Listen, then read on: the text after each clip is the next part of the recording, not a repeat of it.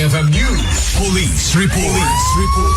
Impasingked ni Police Colonel Jomar Labiano, Provincial Director di Ilocos Norte Police Provincial Office, ana alukoy dana nga gipila ti kaso ti karpintero ang maipagarup ang minalmalo ken kinabil-kabil ni dati Kapitan Dan Toledanes ken digiti kakadwana. Nagyaman ni Police Colonel Labiano kalpasan ng intent ti complainant ti talek na kadakwada a kapulisan. Ng ating PNP na mag-reach out doon sa complainant na victim doon sa viral video.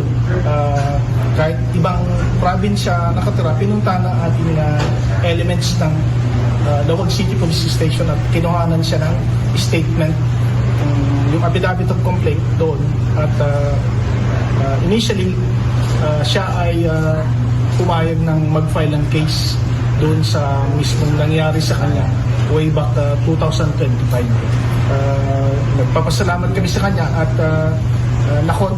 nakipag-cooperate naman siya ng maigi, which is a good sign na meron siyang kampante sa kapulisan ng Ilocos Norte Police Provincial Office.